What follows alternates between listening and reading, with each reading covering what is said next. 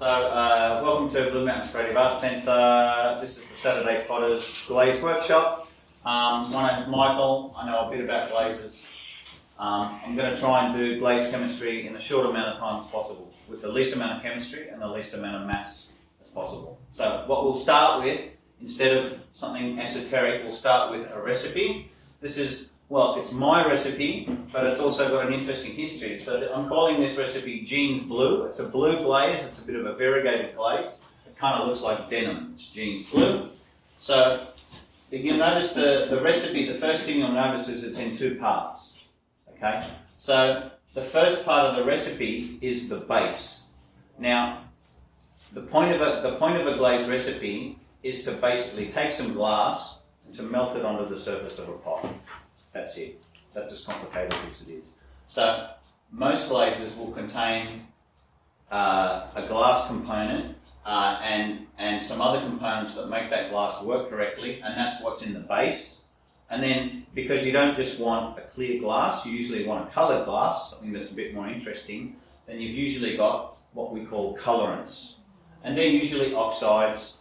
In this glaze, I'm using rutile and cobalt carbonate. So the cobalt is a metal. It's a metal oxide or a metal carbonate, and the rutile is another. It's got titanium dioxide in it, so it's another metal oxide. These give you the colours. These give you the glass. Right. So that's the first thing to know. The second thing to note is that what we've got here are percentages by weight. So they're percentages by dry weight.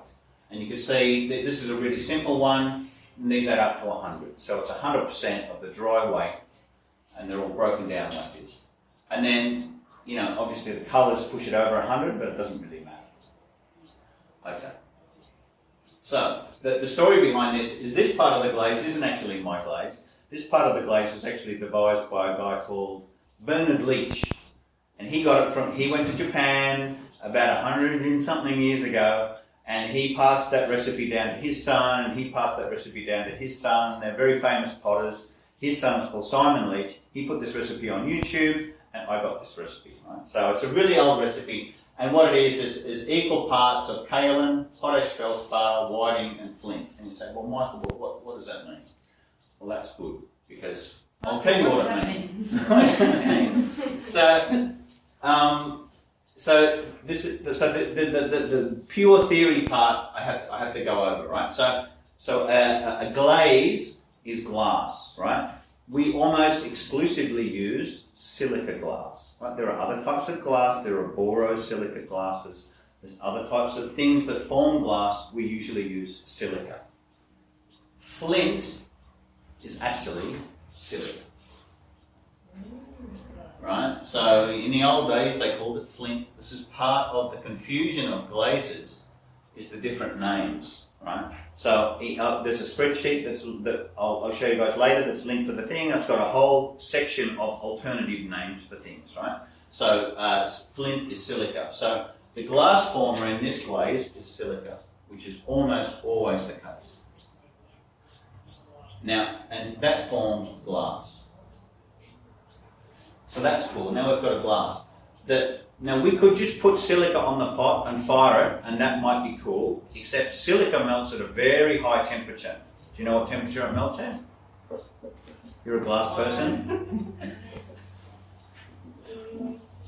1,000.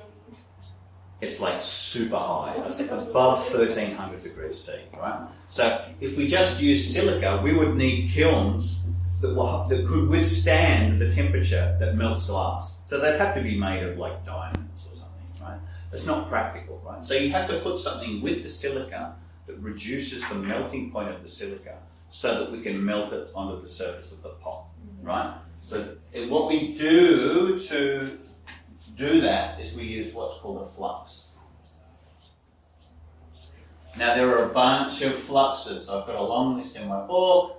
Things like soda or sodium, things like calcium, things like, I think, magnesium, and there's a bunch of other stuff. Now, I've actually got a degree in material science, and I could explain to you in detail how the fluxes reduce the melting point of the glass. It's a bit complicated, so I won't go into it. But the purpose of the flux is to reduce the melting point of the silica so that you can melt it onto the surface of the pot, right? And so in this glaze, we're getting silica from whiting, which is actually calcium carbonate. And also the potash feldspar, another one of these is potassium. So the potash feldspar actually contains potassium, which is also a flux, right? The reason we don't just go and get pure calcium metal, which you can get, or pure potassium metal, which you can get, is because they're highly reactive, highly expensive materials, right? So we don't use the pure materials because we can just get this really cheap stuff which they dig out of the ground and then mill, and it's got potassium in it. Calcium carbonate, really common material, it's an industrial material, and it's got calcium in it. So you get the fluxes. So the reason we use this sort of stuff is because they're cheap, but they've got the stuff in it that you need to make the glaze. Okay, so that's so far we've got two things in a glaze. We've got silica, which forms the glass, and we've got fluxes, which reduce the melting point of the glass. Now, if you get when you reduce the melting point of the glass, you put it in the kiln, it melts, it becomes a liquid. So if we've got liquid on the side of your mug, Lucy, what will happen to that liquid? It will run off the side of the mug. And in your bowls, it will pool in the middle. So that's cool, but we don't, and sometimes we want that as an effect, but usually you don't want it to run off onto the kiln shelf. So what you need is you need to stabilize or stiffen the actual melted glass, right? So in order to do that, you need a third sort of main thing that's in the glaze, which is called a stabilizer. Some people call it a refractory, some people call it a stiffener, but I like to call it a stabilizer. And what that does is it stiffens the melted glass so it doesn't run straight off the pot. So if you want a runny glaze, you take out some of the stiffener. If you want something that's going to melt at a higher temperature, then you don't put as much flux in. If you want an earthenware glaze, then you've got to put a lot of flux in and a lot of stabilizer in because you want it to melt at a low temperature, but you don't want it to run off. Low temperature glazes are actually more difficult to formulate than high temperature glazes because of that reason. Alright, so in this glaze that we've got, so the stabilizer is almost exclusively alumina. Al2SO3 something. So it's pretty simple. The silica, the glass is always silica. The stabilizer is always alumina. The only thing that gets a little bit funky are the fluxes. So, and you're getting the fluxes from different bits, right? So that's the three things you need. So pretty simple. So that's the theory. Now, in practice, when you've actually got a glaze, it's got to perform in different situations. So it's got to not settle in the bucket, right? It's got to be able to stick to the pot and not powder off. And then when you put it in the kiln, it's got to do these things. It's got to melt and form a glass, right? So the reason kaolin, you might ask, well, why is there kaolin in the glaze model? Well, I'd say, well, kaolin is actually pure clay, and it's an alumina silicate, right? So you could throw things and make things out of kaolin, and actually porcelain has got a lot of kaolin in it, and that's why it's difficult to work with. So kaolin is a clay, but the other thing that clay does in the glaze is it stabilizes the glaze when it's dry on the pot, so that when you're handling it, it doesn't just flake off, and it also stops it from settling in the bucket. So it does those two things, as well as providing alumina and silica. Right? So that's why it's frequently in glaze, and actually when you've got a glaze with a lot of clay and someone had ball clay, it's the same thing. It's providing alumina and silica and giving you some good properties in the bucket and on the pot. All right, so that's cool. So that's glaze theory, right? Woo! Yes. So we're getting all of those chemicals out of those compounds, but yes. Obviously they're joined to other chemicals. So yes. What happens to the other chemicals? Well, I'm glad you should say that. Because Mrs. Cobalt, who's got that recipe? Who's got Jean's blue? It's in front of you, Lucy. Yeah. Now, have I got cobalt carbonate in it? Yeah. Cobalt oxide. You see, because what happens to if you melt the cobalt carbonate, that's cobalt and CaCO3. What do you think happens to the CO3? It's a gas. It turns into bubbles. And what I had trouble with that glaze with cobalt carbonate because it was bubbling and I got pinholing. Remember those stupid mugs I made and they had pinholes and I cried a little bit? That was that. So I've changed that to a cobalt oxide. So the answer to your question is, a lot of the times they can form water, they can form gas and bubble out of the glaze. That's why you don't put your face over the kiln while it's firing and breathe, because often there's nasty stuff coming out. So I've actually changed that to cobalt oxide. And who's got the recipe? Is it still 1.3? 0.9. It's 0.9, right? Because cobalt oxide and cobalt carbonate don't have the same amount of cobalt for the same weight. They've got a different, about moles and atomic weights. So I had to change that to 0.8. And figuring out those substitution rules is beyond the scope of this, and it's quite complicated. But I've got some the spreadsheet has got some conversion tables. Sweet. Awesome. All right, so I think we're nearly finished. So then the next question is, but Michael, how do I actually make this into a glaze? And the answer is really simple. We're going to take a bucket. I know. Chuck it all in like it works for us. Now, there's a couple of things. We're gonna put some water in that bucket, and then we're gonna put the dry materials into the water. That reduces the amount of dust, and it also stops you from getting clumpy bits, right? So it mixes better.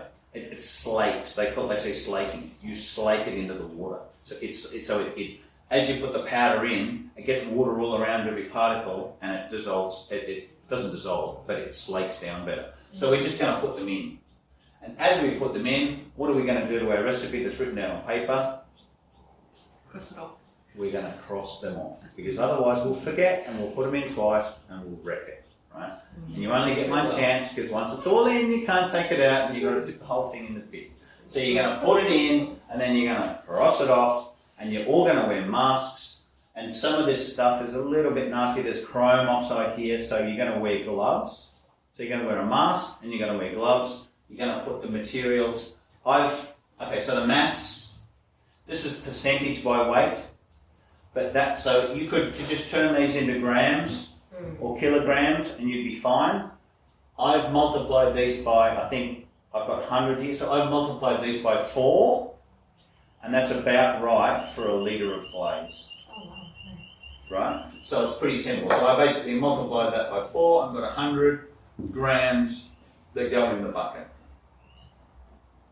So that's the maths. I have a question. Yes. How do you know how much water to use?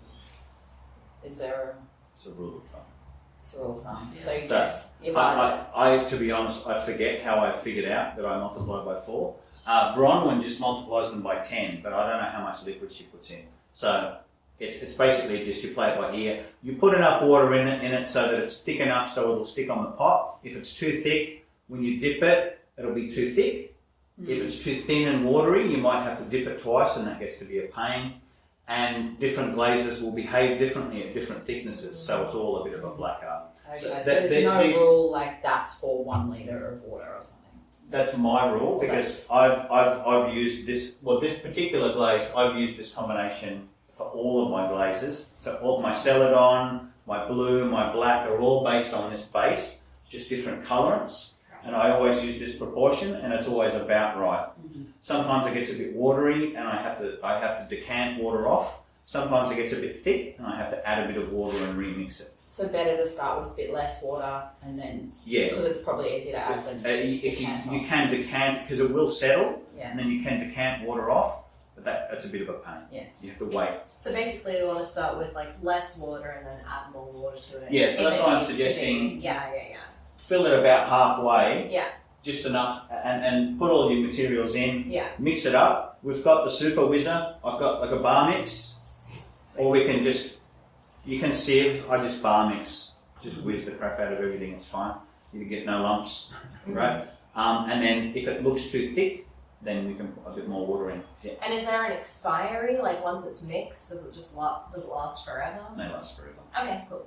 But they can settle, and you can get like a concrete in the bottom of the. Yeah. So you just want to keep it. So things mixed like in. your one in particular with the frits, the Yeah. frits are actually powdered glasses that are pre-mixed. Right. So they're pre-melted glasses that are then ground. They do tend to settle a lot. Okay. So your one in particular, that earthenware one, will settle. All right. In, mix, you've got a glaze. That's it. Now, so we've put our alumina in. That's our last ingredient. Yep. And now we're mixing it in.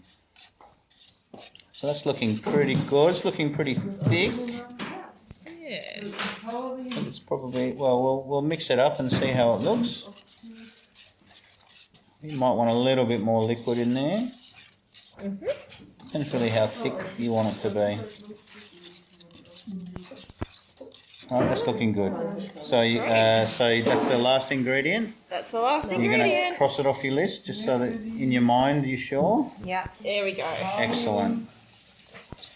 So we've got frit, silica, alumina, kaolin, and calcium carbonate, which is whiting, all in the bucket with some water. You've got a glaze. Good job. So we're just doing some whizzing here to make sure everything's mixed in, homogeneous, and off the bottom.